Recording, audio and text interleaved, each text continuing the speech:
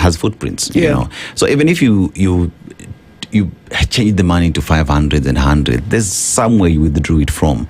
And as a member of parliament, if I ask for those details, I would be able to know how your account looks like, how much you and ask you how you spent it during that time. So if we're talking about withdrawals of 500, 600 million, those involved on campaign financing who by law can look into your account and say, I think you're playing some games, they're able to still trace that and put you on the dock. So it's just that as a country, we do not want to do it. But that notwithstanding, no, it's just because we don't want to do it. People know exactly what they ought to do. They just choose not to do it. You know, but we look at the Constitution 2010. I want us to talk about culture.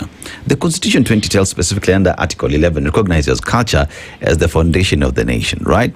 Yes. And people with different cultures, there are those like when you say the culture recognizes women as children. It is their culture. You know, that is what forms the basis of who they are.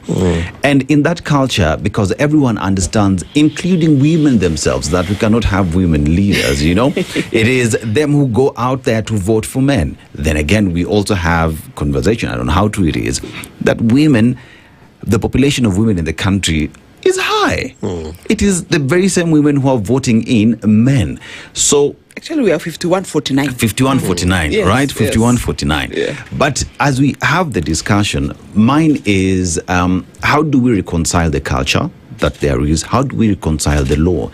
And how do we make both of them work to achieve the 2/3 gender rule? Thank you so much. Primarily, any culture that is contrary to the Constitution is null and void to the extent of that contravention. So speaking about cultures that are archaic, so to say, it is already a nullity and in contravention of the Constitution if you look at Article 2 of the Constitution. So the Constitution also has to be read as a whole, not an article per article reading. Yeah, so number one, it is in contravention, so it is not in light, or it doesn't breathe to what the spirit of the Constitution speaks to.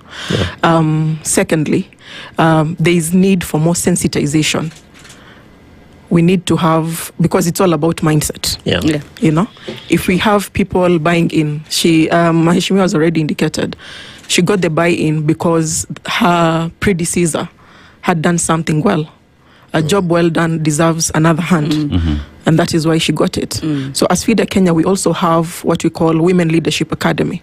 We normally host it annually, just to train and ensure we are empowering women, giving them strategies on how they can be able to ensure that they get their seats. I want to ask the question, and I want us to be honest. Yes. There is, what you said, there is the spirit of the Constitution. There is reading the Constitution article by article. And many Kenyans, I'll read that article. I'll just go on Google and look it up and say, this is what the Constitution says, you know. So there is need for further engagement with the Constitution, and this has to be pushed by all stakeholders, you know. And unfortunately, it is women again who has to push this even harder to ensure that people understand it, you know. What is called the spirit of the What is called the Constitution. spirit of the Constitution? Because you've said you have to read Article 2 and Article 10 for you to understand what this says, right? But you see, not everyone is a lawyer. Not everyone deals with the Constitution on a daily basis the way you do. So there is the failure of